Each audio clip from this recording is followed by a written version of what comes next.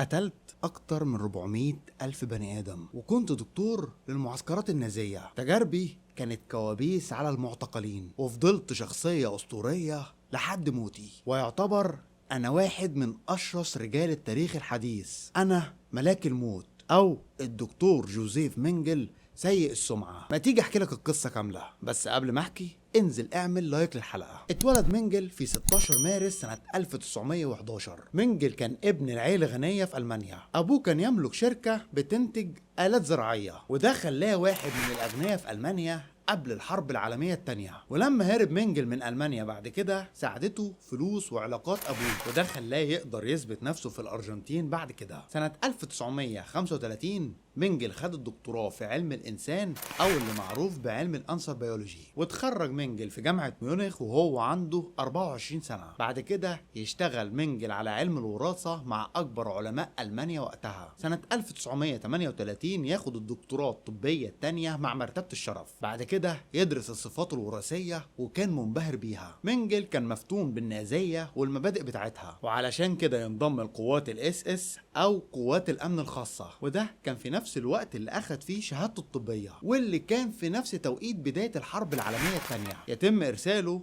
كظابط لمحاربة الروس في الجبهة الشرقية. مينجل اخد الصليب الحديدي من الدرجة الثانية، وده علشان شجاعته في الحرب اللي كانت في اوكرانيا. بعد كده قدر ينقذ عساكر المان من دبابة متفجرة، وده السبب اللي خلاه ياخد وسام الصليب الحديدي من الدرجة الأولى. طبعا ده غير ميداليات شرفية تانية. بعد كده مينجل يتعرض لإصابة ويبقى غير صالح للخدمة العسكرية، وعليها يرجع لألمانيا مرة تانية. مينجل ما كانش المسؤول عن معسكر أوشفيتز النازي، ولكنه كان واحد من أهم الدكاترة في المعسكر ده، وكان عنده حرية تصرف كبيرة في المعتقلين عن أي دكتور غيره. مينجل كان شغال بالمنحة الحكومية الدراسية اللي كان واخدها في علم الوراثة، ده غير إنه كان بطل حرب أكاديمي، وهنا بقى عنده الحرية الكاملة في عمل تجاربه المجنونة. والتجارب دي طبعا كانت على اليهود اللي كانوا موجودين في المعسكر، واللي المفروض انهم يموتوا كلهم بأي شكل من الأشكال. سنة 1943 مينجل اتعين كبير أطباء معسكر براكناو، وده كان معسكر إبادة تكميلي، وكان موقع احتجاز قسري لأسرى الحرب. مينجل أول ما وصل من الوحدة للمعتقل ارتكب أول جريمة. في الوقت ده التيفود كان منتشر في ألمانيا. مينجل لقى 600 ست محبوسين، وكان في احتمالية إن فيهم حد مصاب بمرض التيفود. مينجل أمر إنه يعدمهم كلهم بالغاز مرة واحدة من غير حتى ما يرجع لأي سجل طبي لأي واحدة فيهم. ده غير تجاربه المجنونة اللي بدأ يعملها من أول ما وصل المعسكر. مينجل كان عايز يزيد معدل الخصوبة، وده علشان يحسن نسل الشعب الألماني. طبعا مينجل زي أي عالم نازي كان مؤمن بنظرية العرق الآري. مينجل كان معاه فريق طبي كامل تحت ايده، وكان بيعمل تجارب غامضة على التوائم والحوامل، ده غير اللي كان بيتعمل عليهم تجارب نقل الدم، واللي كانوا بيتحقنوا بمواد غير معروفة، وكان بيتم اجبارهم على استخدام محاليل بتعمل لهم عمى مؤقت او عمى دائم. وكمان عمل تجارب اخصاء على المعتقلين، وفي ناس ماتت بسبب التجارب دي. المعتقل من دول كان اول ما يوصل المعسكر كان بيشوف حظه الاسود هيوديه على فين، يا ترى هيتعدم ولا هيتعمل عليه تجارب ولا هيشتغل في الاشغال المتعبة. مرة وصل للمعتقل واحدة ومعاها بنتها عندها 14 سنة. المفروض ان الست دخلت الجماعة اللي بيروحوا يشتغلوا، لكن الست رفضت انها تسيب بنتها لانها عرفت انهم اكيد هيقتلوها. مينجل قرر يتدخل ويحل الامر بنفسه، وضرب الاتنين بالنار وخلص عليهم، وبعت باقي المعتقلين الجداد على غرفة الغاز. مرة مينجل اتخانق مع الدكاترة زمايله في المعسكر، والخناقة دي كانت على ولد كانوا شاكين ان عنده مرض السل. علامات المرض ما كانتش ظهرت على الولد لسه. مينجل كان رأيه ان الولد ده مصاب بمرض السل، اما الدكاترة اللي كانوا معاه كان رأيهم ان الولد سليم بنسبة 100%. مينجل استأذن منهم وقال لهم عن اذنكم هروح اعمل حاجة، ولكنه يرجع بعد ساعة او اكتر ويتأسف ليهم، وقال لهم انه كان غلطان والولد كان سليم تماما. طيب ايه اللي غير رأي مينجل؟ مينجل خرج من الأوضة وراح ضرب الولد بالنار، وبعد كده شرح جثته علشان يدور على علامات المرض في جسمه، وفعلا ما كانش فيه اي علامة للمرض في الجثة. بعد كام شهر ظهر مرض الحمى القرمزية، وظهر المرض ده بين الستات برضه. مينجل خلص عليهم زي ما عمل مع بتوع التيفود قبل كده. مينجل كان بيحب يسيب العنابر نظيفة علشان مفيش اي معتقل يتعب ويتعب زمايله ويقرفه. اللي نجا من المعسكر بعد كده لما كانوا بيتسألوا عن الاكتر وحشية كانوا بيقولوا الدكتور جوزيف مينجل، وده كان الرد من غير تفكير. مينجل كان مهتم جدا بالابحاث اللي كان بيعملها على التوائم، كان مغرم بنظريات علم الوراثة، وكمان كان مغرم بالنظريات العنصرية اللي كانت موجودة في الفترة دي واللي كان بيروج لها الاعلام النازي. مينجل كان بيكتب مقالات في التغيرات العرقية، وكمان كان بيكتب مقالات عن التشوهات الجينية، والمقالات دي كانت السبب في تعيينه في المعسكر النازي، وكانت فرصة عظيمة لمينجل علشان يجرب نظرياته المجنونة. مينجل كان عايز ينفذ الابحاث الوراثية بتاعته وياخد اللي نجح منها علشان يطبقه على الشعب الألماني. التوائم المتطابقة كانت مفيدة لأبحاث مينجل المجنونة علشان كانوا بيمتلكوا نفس الجينات الوراثية، وأي اختلاف ما بينهم كان بيبقى نتيجة لاختلاف عوامل البيئة المحيطة، وده اللي خلاهم حقل تجارب مثالي، لأنه هيقدر يقارن بين كل الاختلافات اللي هتحصل بين التوأم، وخصوصا اللي هينتج عن التجارب بتاعته، وده بعد ما ينحي العوامل الوراثية. مينجل جمع مئات التوائم وقعد أوقات طويلة بيقيس الأجزاء المختلفة في أجسامهم، وخد ملاحظات مهمة من الساعات دي، وكان ساعات كتيرة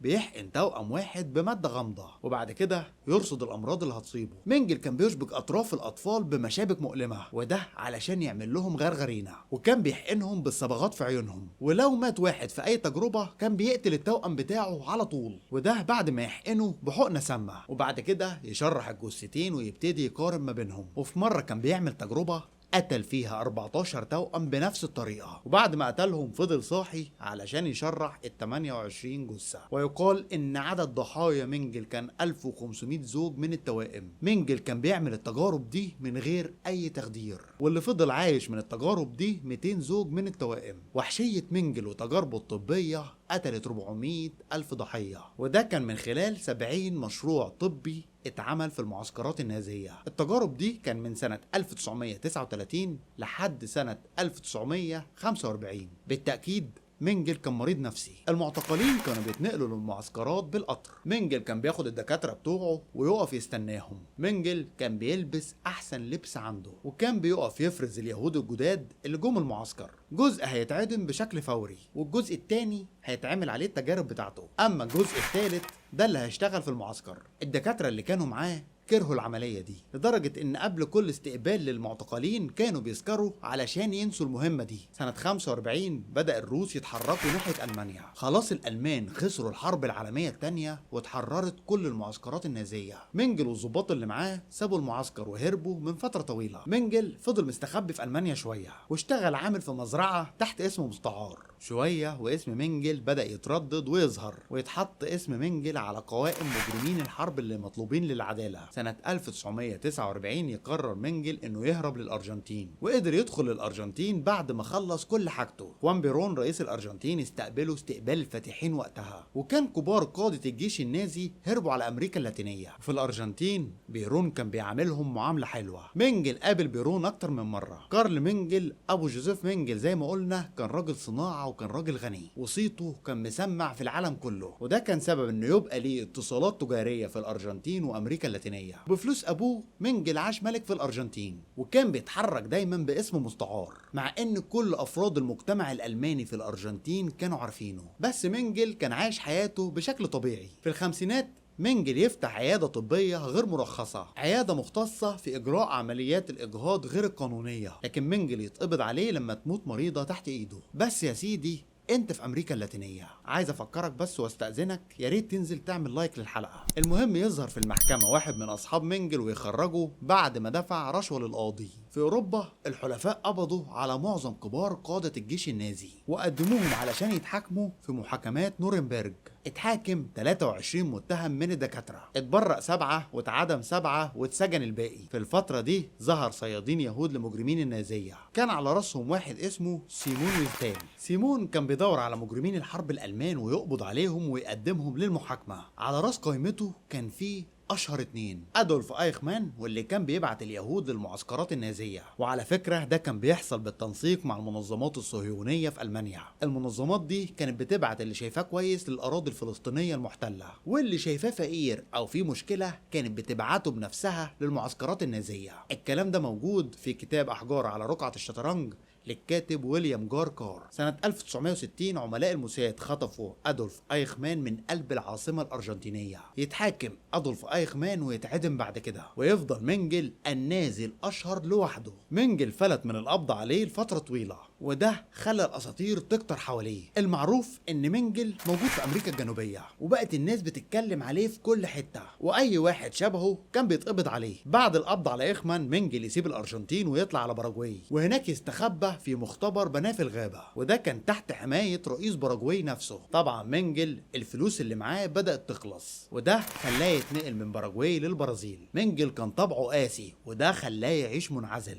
وبدات الدايره اللي حواليه تقل واحده واحده، وبدا دايره الصحاب والمعارف اللي حواليه تنقص واحد ورا التاني. وطبعا واحد زي ده كان عنده جنون العظمة، وكان متوقع ان اليهود يوصلوا له في اي لحظة، وفضل لوحده متوتر وخايف لحد سنة 1979. دي السنة اللي مات فيها غرقان في حادثة سباحة. سنة 1979 يموت واحد في البرازيل اسمه جيرهارد، نمساوي الجنسية. جيرهارد كان اسم جوزيف منجل المستعار. سنة 1985 علماء الانثروبيولوجي يخرجوا جثته، واللي اكدوا ان دي جثة منجل بنفسه. الموساد الاسرائيلي شكك في المعلومة دي، بس ابن منجل كان عايش في الوقت ده. اخدوا منه عينات وقارنوها بالجثة اللي قدامهم، وده اكد لهم ان دي جثة منجل بنفسه. ولحد هنا خلصت حلقتنا. لو عجبتك الحلقة ما تنساش تعمل لايك وشير وسبسكرايب للقناة وتفعل جرس التنبيهات علشان يوصلك كل جديد. كان معاكم احمد عوض، واستنوني الحلقة الجاية. سلام.